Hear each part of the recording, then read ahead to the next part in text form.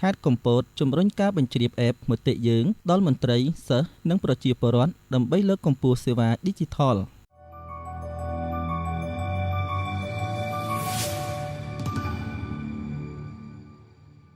ថ្នាក់ដឹកនាំខេត្តកំពតបានបញ្ជាក់ថាមន្ត្រីអាជ្ញាធរសិស្សានុសិស្សនិងប្រជាពលរដ្ឋគឺជាគ្រឹះដ៏សំខាន់ក្នុងការចូលរួមអភិវឌ្ឍសង្គម Digital តាមរយៈការប្រើប្រាស់កម្មវិធីទូរស័ព្ទដៃមតិយើងសម្រាប់ផ្ដល់មតិយោបល់ស្នើដំណោះស្រាយនិងរួមចំណែកកែលម្អគុណភាពសេវាសាធារណៈនៅមូលដ្ឋានឲ្យកាន់តែមានប្រសិទ្ធភាពការលើកឡើងនេះធ្វើឡើងក្នុងពិធីបើកវគ្គបណ្ដុះបណ្ដាលស្ដីពីការប្រើប្រាស់ App មតិយើងជូនមន្ត្រីអាជ្ញាធរជំនួសរដ្ឋបាលក្រុងកំពតនាព្រឹកថ្ងៃទី10ខែកក្កដាឆ្នាំ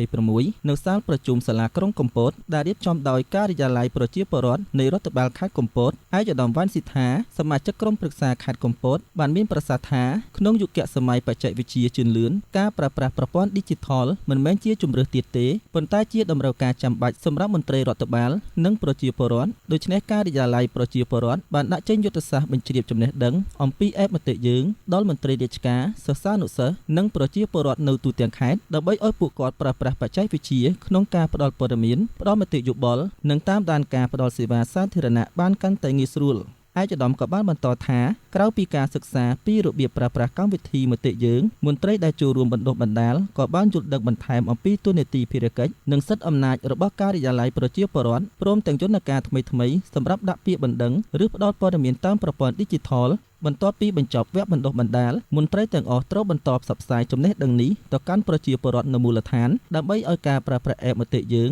កាន់តែទូលំទូលាយសូមបញ្ជាក់ថាវគ្គបណ្ដុះបណ្ដាលនេះផ្ដោតលើចំណុចសំខាន់ពីរគឺការបញ្ជ្រាបការយល់ដឹងអំពីតួនាទីនិងភារកិច្ចរបស់ការិយាល័យប្រជាពលរដ្ឋនិងការប្រើប្រាស់និងសារៈប្រយោជន៍របស់កម្មវិធីទូរស័ព្ទដៃមតិយើងកម្មវិធីនេះក៏ជាជំហានដំបូងនៃផែនការចុះផ្សព្វផ្សាយតាមក្រុងស្រុកនិងគ្រឹះស្ថានអប់រំនានាទូទាំងខេត្តដើម្បីពង្រីកការយល់ដឹងរបស់ថ្នាក់ដឹកនាំមន្ត្រីរាជការសិស្សានុសិស្សនិងប្រជាពលរដ្ឋឲ្យចូលរួមប្រើប្រាស់ប្រព័ន្ធ Digital ក្នុងការអភិវឌ្ឍសង្គមនិងកែលម្អសេវាសាធារណៈឲ្យកាន់តែមានប្រសិទ្ធភាពនិងតម្លាភាព